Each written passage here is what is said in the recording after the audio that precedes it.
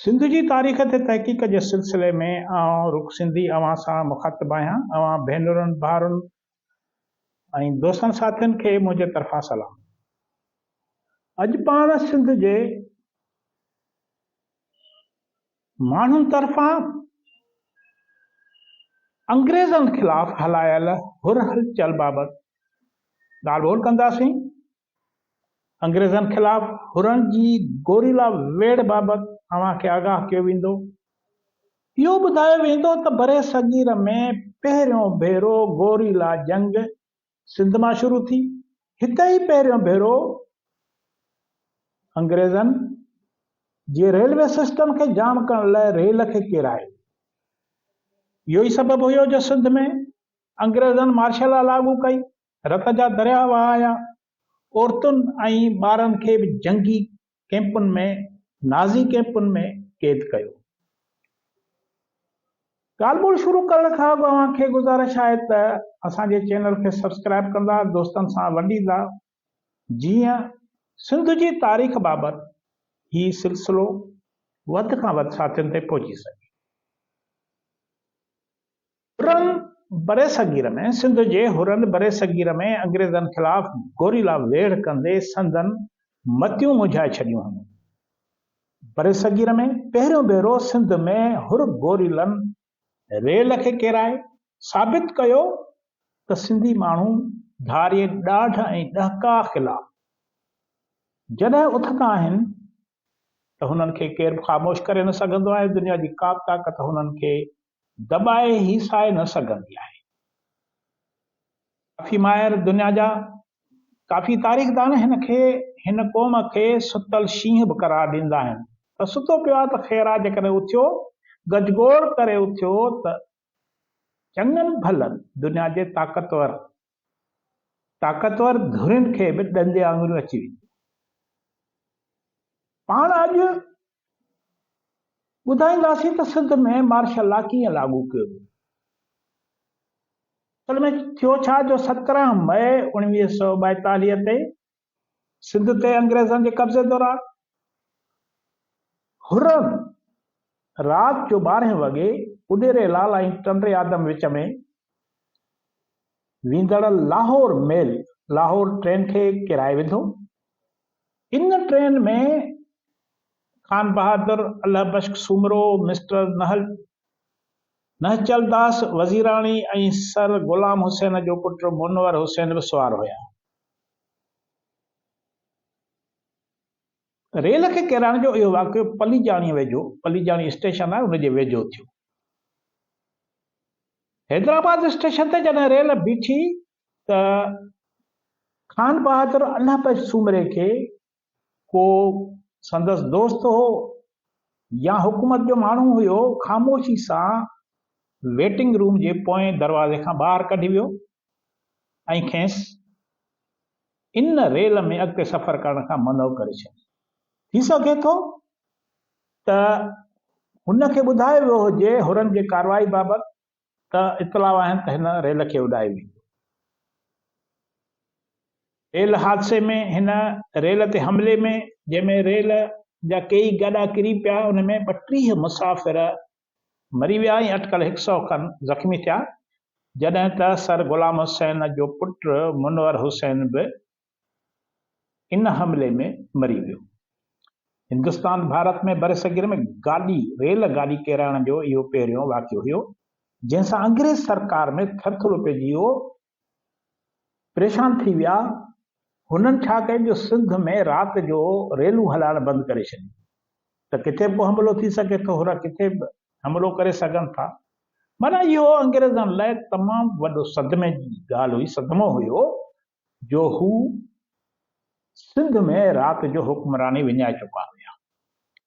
1 जून इन सूरत हाल में थिए छा थो जो 1 जून 1942 ते अंग्रेज़नि तरफ़ां सिंध में मार्शल लॉ लागू कयो वियो। इन लाइ अपर सिंध जो सरबराह मेजर जनरल रिचर्डसन खे मुक़ररु कयो वियो।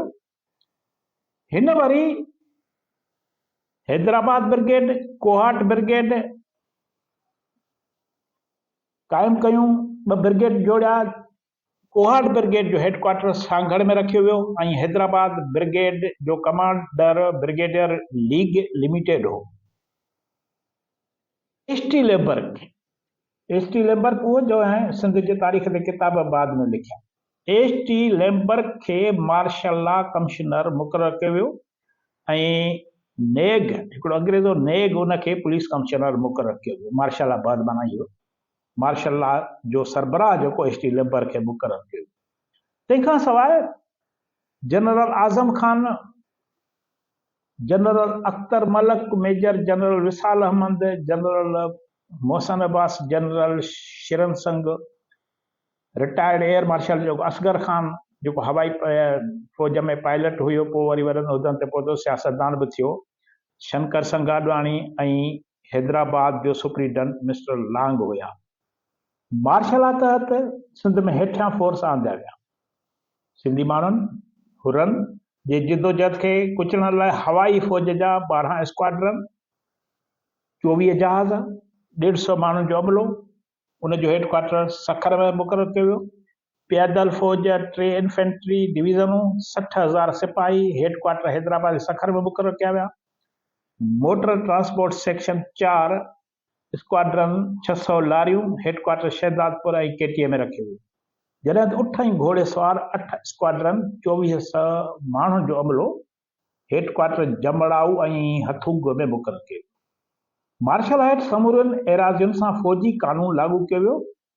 हर तालुके में वधि 4 ऐं घटि में घटि 2 फ़ौजी अदालतूं क़ाइमु कयूं वेयूं। मिलिट्री कोर्टूं क़ाइमु कयूं वेयूं। हर हिकु कोर्ट में 4 फ़ौजी ऑफिसर जज तौरु मुक़रर कया विया। उन्हनि जो कमु इहो हो त हुरनि खे सज़ाऊं ॾियो। अंग्रेज़ सरकार मिलिट्री जी मदद सां सिंध ते बरबरत, ज़ुल्म ऐं ज़ियादतनि जो हिकिड़ो वॾो सिलसिलो शुरू कयो। ॻोल्हे ॻोल्हे हुरनि खे मारियो वियो, आम माण्हुनि खे मारियो वियो। हुरनि लाइ ख़ासि लोढ़ा क़ाइमु कया विया, जंहिंखे खुलियल जेल बि चई सघिजे थो। इहे वरी जेके ख़ासि लोढ़ा हुया हुननि लाइ, जिते हिननि जे ॿारनि बचनि खे ऐं खेनि पोड़नि पकनि खे वाड़ियो वियो, उहे जोहिया, नवाबशाह, झोल, सिंझोरे, किपरे, सांगड़, पिथोरे, जरवार, मीरपुर ख़ास ऐं ॿियनि शहरनि में इहे लोढ़ा क़ाइमु कया विया, जिते हुरनि खे ॿारनि बचनि सूधो क़ैद कयो वियो। सिर्फ़ु खिपरे जे लोढ़े में 2500 हुर क़ैद हुआ, जिते 100 ॿार, औरतूं ऐं पोढ़ा मर्द बुख ऐं उञ विघे मरी विया। माना हिननि लोढ़नि में हुननि खे जेके लोढ़ा हूंदा उन्हनि में जेके बांदी बणाया वेंदा, ॿार बच्चा औरतूं, उन्हनि खे न को खाधो मिलंदो हो सही, न वरी दवा दरमल मिलंदी हुई। खुलियल आसमान हेठां माण्हू वेठा हूंदा हुआ, काना या वणनि जूं जेको आहे टारियूं पटे नंढड़ा नंढड़ा घरड़ा ठाहींदा हुआ, पर उन्हनि खे उन्हनि लोढ़नि मां ॿाहिरि निकिरण जी इजाज़त न हुई। ॿाहिरि पहिरियों मुक़ररु हूंदो। मार्शल लॉ तहत अंग्रेज़नि सख़्त सज़ाऊं राइज कयूं। केतिरनि ई मर्दनि खे हिक ई ॾींहं ते फांसीअ जी सज़ा ॾिनी वई, फांसियुनि ते चाढ़ियो वियो। अंग्रेज़ सरकार जूं फ़ौजूं सॼी सिंध में नूस नूस कंदियूं रहियूं। औरतुनि सां शर्मनाक सलूक कयो वियो, जंहिं बैदि ज़ुल्म खे मुंहुं ॾियण लाइ मर्द हुरनि सां गॾु औरतूं बि मैदान में पहुतियूं ऐं हुननि हिन जिदोजहद में, हिन जंग में, हिन गोरीला वेड़ में बाक़ाइदे हिसो वरितो। ये तमामु वॾी ॻाल्हि आहे जो बरे सगीर में औरतुनि गोरीला जंग में हिसो वरितो हुजे। हिननि औरतुनि मुख़्तलिफ़ ट्रेनिंगूं वरितियूं, के नर्सियूं थियूं, के बंदूकबाज़ थियूं, के ॻाइणियूं, त के मुख़बिर थियूं। अहिड़ी तरह ही औरतूं, हुरनि जूं औरतूं सॼे इलाइक़े में पखिड़िजी वयूं। इन्हनि मां केतिरनि औरतुनि अंग्रेज़ मिलिट्रीअ ते गोलियूं बि हलायूं। हू वेस मटाए, नर्सुनि जा वेस करे, दायुनि जा वेस करे अंग्रेज़नि जे ठिकाणनि ते हमला कंदियूं हुयूं, या वरी पंहिंजे घर वारनि खे, गाज़ियुनि मुजाहिदनि खे हुननि जी मुख़बिरी करे ॿुधाईंदियूं हुयूं त ही किथे किथे हिननि जूं फ़ौजूं मौजूदु आहिनि। माना बाक़ाइदे हिकिड़ी वॾी गोरीला जंग। हुरनि अंग्रेज़नि जे हर ठिकाणे ते हमिलो कयो। हिननि सिंध जे वॾेरनि ऐं ज़मींदारनि खे सिविल नाफ़रमानी जो बि हुकुम ॾिनो। माना इहा सिविल नाफ़रमानी जेका तव्हां ॿुधो था सिविल नाफ़रमानी बाबा टैक्स न ॾिबो ई न कबो, इहो बि हिते ई पहिरियों दफ़ो थियो।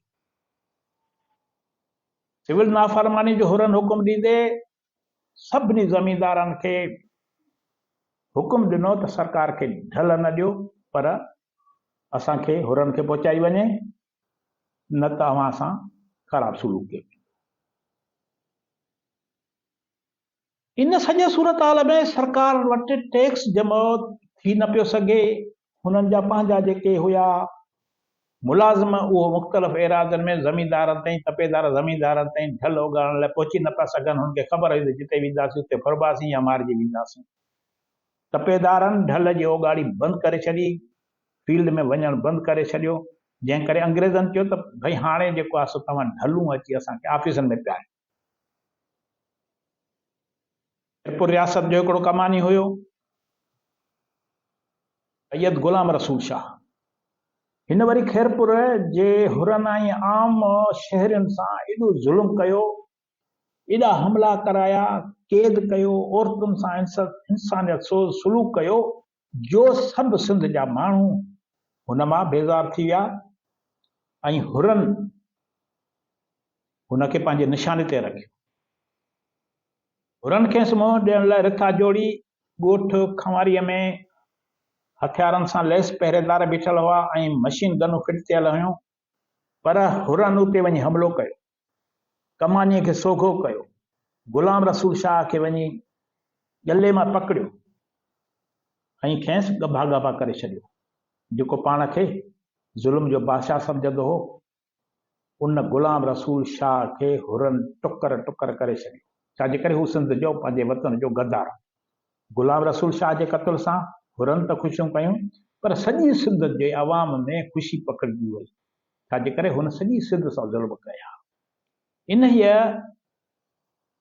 इन गद्दार खे क़त्ल कंदड़ हुरन में फोटोचांद, जुड़ियो खासकेली, अली शेर ऐं ॿिया शामिल हुया। इन सभिनी ते तहक़ीक़ करण जी ज़रूरत आहे त जिन माण्हुनि हेॾी वॾी जिदोजहद कई, सिंध जे दुश्मननि खे ललकारियो, मारियो, उहे सिंध जा हीरा आहिनि। हुरन खे मुकमल तौर तबाह करण लाइ सरकार पारां मुखी ॿेले ते वॾो हमिलो कयो वियो। ॿेले जे ॿाहिरि अटकल 6 platoon frontier constabulary, 100 Punjab police, Sukkur मां रिजर्व पुलिस जो वॾो तइदाद घुरायो वियो। ॿियनि ज़िलनि मां पुलिस घुराई वई। हिकु तरफ़ सखर खां सांगड़ ते, ॿिए तरफ़ सईदाबाद खां खॾड़े ताईं, टे तरफ़ हथोगे खां शहदादपुर ताईं ऐं चौथे तरफ़ जैसलमेर खां चोटारियुनि ताईं फौज पखड़िजी हुई। हर हंध ते फौजी चौकियूं क़ाइम। मुखी ॿेले ते हमले लाइ पहिरियां यूनाइटेड स्टेट ऑफ अमेरिका जे एयरफोर्स जी मदद बि वरिती वई। हुन जा ट्रांसपोर्ट हवाई जहाज़ घुराया विया। ॿेले जा उन्हनि जे ठिकाणनि जा हुरन जा फोटू कढिया विया। जंहिं बैदि मुखी ॿेले ते बमबारी कई वई, जंहिंमें वॾी तबाही थी।